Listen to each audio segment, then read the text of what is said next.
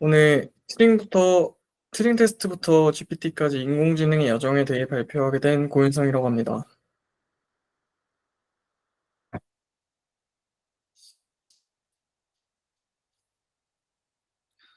여러분들은 과제를 할 때 챗GPT를 얼마나 많이 사용하시나요? 저는 원래 무료 버전을 쓰다가 이번 학기에 과제가 너무 많아가지고 버티고 버티다가 너무 답답해서 유료 버전을 사용하기 시작했습니다. 제가 캡스톤 수업을 수강 중인데 프론트엔드는 좋은데 모두 처음이라 네, 막막했었는데 챗GPT의 도움으로 어찌저찌 UI를 완성시켰어요. 또한 과제가 이미지 형태로 나오는 경우도 종종 있는데 이미지 업로드 횟수가 많이 늘어난 것도 굉장히 만족 중입니다. 네, 이 사진에서 볼 수 있듯 저는 요즘 챗GPT가 없으면 안 될 정도로 질문을 굉장히 많이 하고 있습니다. 네, 왼쪽에 보시면 거의 다 과제 관련인 걸 볼 수 있죠. 네, 이번 발표도 사실 챗GPT의 도움을 받아 준비했는데요. 오늘 제가 발표할 목차는 다음과 같습니다. 네, 먼저 첫 번째로 인공지능의 탄생과 초기 역사에 대해 발표하고, 두 번째로 머신러닝의 등장과 발전, 세 번째로 딥러닝의 혁명, 네 번째로 인공지능 현재, 그리고 마지막으로 AI 스터디와 캡스톤 프로젝트를 진행하며 제가 느낀 점에 대해서 발표를 하겠습니다. 먼저 인공지능의 탄생과 초기 역사입니다. 네, 다들 아시겠지만 인공지능이란 사람처럼 학습하고 추론할 수 있는 컴퓨터 시스템을 만드는 기술입니다. 1950년에 앨런 튜링이 튜링 테스트를 발표하며 이제 컴퓨터가 사람처럼 생각할 수 있는가라는 질문을 던졌습니다. 튜링 테스트는 컴퓨터와 사람이 서로 대화했을 때 상대가 컴퓨터인지 구분하지 못한다면 그 컴퓨터는 지능을 가졌다고 판단하는 기준입니다. 그리고 1956년 다트머스 회의가 열렸는데 여기서 AI라는 용어가 처음 등장했다고 합니다. 그런데 당시 연구자들은 규칙 기반으로 인공지능을 개발하려 했습니다. 예를 들면 이제 체스 프로그램을 만들 때 이제 가능한 모든 수를 계산하도록 설계가 되었다고 합니다. 하지만 이러한 방식은 복잡한 문제를 해결하기에는 한계가 있었고, 네, 있었습니다. 이 시기는 인공지능의 태동기라고 불리며 앞으로 등장할 혁신의 기초가 되었습니다. 네, 그 이후에 인공지능 황금기가 도래했는데요. 초기 규칙 기반 접근법의 한계를 극복하기 위해 등장한 개념이 바로 머신러닝입니다. 네, 머신러닝이란 사람이 모든 규칙을 프로그래밍하지 않아도 데이터에서 패턴과 규칙을 스스로 학습하는 기술입니다. 1957년에 프랑크 로젠블라트라는 사람이 퍼셉트론이라는 걸 처음 발표했습니다. 네, 퍼셉트론이란 뉴럴 네트워크의 가장 단순한 형태로 컴퓨터가 데이터에서 학습할 수 있는 가능성을 처음으로 보여주었습니다. 네, 퍼셉트론의 개념은 신경과학에서 유래되었는데요. 인간의 뇌에서 뉴런이 작동하는 방식, 즉 자극을 받아 신호를 전달하는 과정을 수학적으로 모델링한 것입니다. 퍼셉트론은 입력 데이터의 가중치를 곱한 후 그 합을 특정 인계값과 비교하여 결과를 출력하는 방식으로 동작합니다. 네, 이 과정에서 학습을 통해 가중치를 조절하며 데이터에 적합한 패턴을 찾는 것이 목표입니다. 여기서 퍼셉트론은 단순한 선형 분류 문제는 해결할 수 있었지만 비선형 문제를 해결하지 못해 한계를 드러냈고, 네, 이로 인해 연구가 주춤하며 인공지능의 첫 번째 겨울이 찾아왔습니다. 1980년대 이제 다층 퍼셉트론이 개발되며 연구가 다시 활기를 띠었는데요. 다층 퍼셉트론이란 말 그대로 하나 이상의 퍼셉트론을 연결한 것을 말합니다. 네, 이는 이제 복잡한 문제를 해결하는 데 중요한 돌파구가 되었다고 합니다.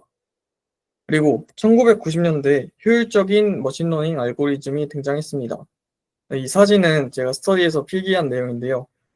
제가 배운 지 몇 주 안 된 내용이라 기억이 나는데, 랜덤 포레스트는 이제 다수의 결정 트리를 결합하여 예측 성능을 향상하는 방법이고, 앙상블 학습은 여러 모델을 조합하며 더 나은 성능을 얻는 방법입니다. 그리고 2000년대 이후 인터넷의 발전과 빅데이터의 등장, 그리고 GPU와 같은 고성능 하드웨어의 발전으로 머신러닝은 새로운 전환점을 맞이했습니다. 네, 이 시기에 다들 들어보셨을 것 같은데, 저도 그리고 AI 스터디를 하면 굉장히 많이 사용했던 사이킨런이 등장하면서 머신러닝의 연구와 실용화가 가속화되었습니다. 사이킨런은 파이썬 기반의 머신러닝 라이브러리로 데이터 전처리와 분석, 예측까지 머신러닝의 모든 과정을 효율적으로 처리할 수 있게 설계되었습니다. 그다음으로는 딥러닝의 혁명입니다. 네, 머신러닝 중에서도 인공신경망 기반의 기술을 딥러닝이라고 하는데요. 네, 2012년대에 이제 원래는 충분한 데이터와 컴퓨팅 파워가 부족하여 이제 실용화가 어려웠지만 2012년에 알렉스넷이라는 모델이 이미지 분류 대회에서 기존 기술을 압도하며 딥러닝의 가능성을 입증했다고 해요. 네, 알렉스넷은 이전의 딥러닝 모델에 비해 더 깊은 구조를 가지고 있었으며 GPU를 활용하여 대규모 데이터를 학습할 수 있었다고 합니다. 그리고 그 이후에 딥러닝 연구가 활발해지면서 구글이 2015년에 다들 한 번쯤 들어보셨을 딥러닝 라이브러리 텐서플로우를 공개했습니다. 저 역시도 스터디를 진행하며 굉장히 많이 사용했던 것 같아요. 텐서플로우는 데이터 플로우 그래프를 기반으로 모델을 설계하고 학습시키는 데 필요한 다양한 도구를 제공합니다. 특히 GPU 가속을 지원해서 대규모 데이터를 처리하는 데 최적화되었으며 분산 학습과 모델 배포에 용이한 구조를 가지고 있습니다. 그리고 최근에는 GPT-4와 같은 초거대 언어 모델들이 등장했습니다. 그리고 딥러닝은 비디오 영상 분석, 자율주행차, 콘텐츠 추천 시스템 등 다양한 영역에서 혁신을 이끌고 있습니다. 네. 오늘날 인공지능 현재입니다. 오늘날 인공지능은 진짜 정말 다양한 산업에서 활용되고 있는데요. 의료 분야에서는 질병 진단, 신약 개발 등에 사용되고 있고, 금융 부분에서는 부정행위 탐지, 투자 전략 수립 등 금융 시스템의 효율성을 높이고 있습니다. 제조업에서는 스마트 팩토리와 예지 보전 기술로 생산성을 향상시켰고, 유통 쪽에서는 판매 데이터를 분석하고 미래 수요를 예측하고 재고 관리와 공급망 최적화에 기여하고 있습니다. 교통에서는 자율주행차와 교통관리 시스템으로 미래 이동성을 변환시키고 있고, 엔터테인먼트에서는 콘텐츠 생성, 게임 개발 등 창작 분야에서도 활용되고 있습니다. 이처럼 다양한 산업 분야에서 혁신을 이끌며 우리의 삶을 향상시키고 있는데, 앞으로 AI의 발전과 활용 범위는 더욱 확대될 것으로 기대됩니다. 하지만 좋은 점만 있는 것이 아닙니다. 먼저 첫 번째로 데이터 편향성이라는 문제가 있는데, AI 시스템은 학습 데이터에 의존하기 때문에 데이터에 내재된 편향이 그대로 반영될 수 있습니다. 예를 들면 그 아마존 AI 채용 시스템이 남성 지원자를 선호해서 성차별 논란이 발생한 적이 있다고 해요. 두 번째로 프라이버시 침해가 일어날 수 있습니다. 방대한 개인 데이터를 수집 분석하는 과정에서 민감한 정보가 노출되거나 오용될 위험이 존재합니다. 특히 의료 금융 분야에서 데이터 유출 시 심각한 문제로 이어질 수 있습니다. 세 번째로 일자리 감소입니다. 반복적이고 단순한 업무가 자동화되면서 일부 직업군의 일자리 감소를 초래했습니다. 이는 제조업, 서비스업에서 특히 두드러집니다. 네 번째로 윤리적 문제입니다. AI 결정 과정의 불투명성으로 결과 책임 소재가 불분명합니다. 또한 가짜뉴스 생성, 사이버 공격 등 AI 악용 가능성이 존재합니다. 이런 문제를 해결하기 위해 법적 규제와 윤리적 개발이 중요하다고 생각합니다. 다음으로 제가 AI 스터디를 진행하며 느낀 점입니다. 몇 주 전까지 머신러닝을 배우다가 현재 딥러닝 진도를 나가고 있는데, 제가 느낀 거는 이제 인공지능이 과거부터 굉장히 많이 발전해 왔다는 것입니다. 저는 지금 책을 보고 코드를 따라하면서 이해하는 것도 어려운데 진짜 이걸 개발한 사람들은 정말 대단한 사람인 것 같습니다. 사실 제가 이 주제를 선택한 것도 스터디를 진행하며 AI 역사에 대해서 관심이 생겨서 발표 주제를 이것으로 정하게 되었습니다. 특히 제가 스터디를 진행하며 많이 사용했던 사이킨런과 텐서플로우에 대해 간단히 설명드리겠습니다. 사이킨런은 앞서 말했듯이 파이썬 기반의 머신러닝 라이브러리로 데이터 전처리, 모델 학습 및 평가, 하이퍼 파라미터 튜닝까지 머신러닝의 모든 과정을 쉽게 처리할 수 있도록 도와줍니다. 사이킨런은 다양한 머신러닝 알고리즘을 제공하고 데이터 전처리 도구도 포함하고 있으며 사용하기 쉬운 API와 간결한 코드로 빠른 프로토타이핑이 가능합니다. 사이킨런이 동작하는 방식은 데이터를 학습하고 예측하는 과정을 모듈화하여 간단한 코드로 구현을 합니다. 예를 들면 이제 빗 메서드를 통해 모델 학습을 시작하고 프리딕트 메서드를 통해 예측 값을 생성할 수 있습니다. 네, 다음으로 텐서플로우입니다. 텐서플로우는 딥러닝과 머신러닝 모델을 설계하고 학습시키는 데 사용되는 오픈소스 라이브러리이고 데이터 플로우 그래프를 기반으로 다양한 연산을 효율적으로 처리하며 GPU를 활용해 대규모 데이터를 학습시킬 수 있습니다. 특징으로는 이제 딥러닝 모델 설계 및 학습 지원을 하는 게 있고, 그다음에 GPU 가속 및 분산 학습 기능을 제공하며 모바일 서버, 웹 등 다양한 환경에서 모델 배포가 가능합니다.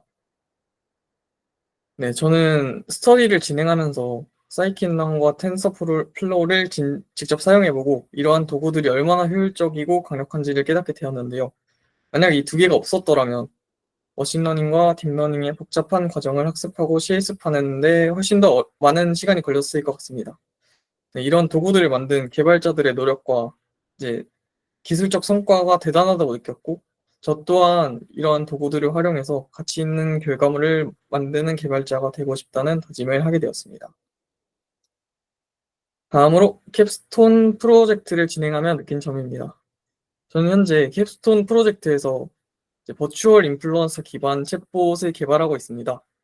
근데 여기서 가장 어려웠던 점이 저는 UI 개발 과정이었는데요. 그 팀원 모두가 이제 UI 개발 경험이 부족했기 때문에 초기 단계에서는 방향 설정부터 어려움을 겪었습니다.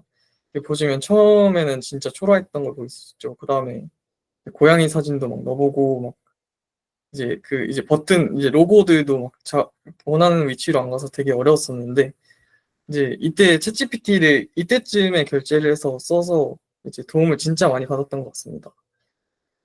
네, 그래서 이제 현재 챗봇의 초기 버전이 됐어요. 그래서 영화 정보를 묻고 답하는 기본적인 대화가 가능하게 됐습니다. 그리고 이제 완성된 결과물을 팀원들과 함께 확인했을 때 학부 수준에서 이 정도까지 구현할 수 있다는 점이 매우 뿌듯했습니다. 이게 소리가 나올지 모르겠는데 현재 최종 결과물을 살짝 보여드리겠습니다. 인터스텔라에서 부모와 자식 간의 관계는 매우 감정적으로 깊게 묘사돼요.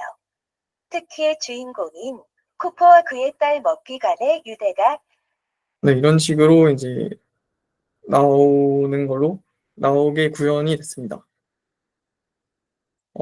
이번 프로젝트는 저한테 큰 성장이었던 것 같은데, 먼저 그 AI 기술의 실질적인 활용 경험을 했던 것 같습니다. 프로젝트를 진행하면서 실제로 어떻게 이게 돌아가는지 대충 알게 됐고요. 그리고 이번 프로젝트를 통해서 AI를 배우는 것을 넘어 이걸로 문제를 해결하고 실제적인 가치를 창출하는 경험을 했던 것 같습니다. 앞으로도 이런 경험을 바탕으로 AI 기술을 지속적으로 탐구하며 사회적으로 긍정적인 변화를 이끌어낼 수 있는 개발자로 성장하고 싶습니다. 아이고, 인터스텔라에서 부모와 네, 감사합니다.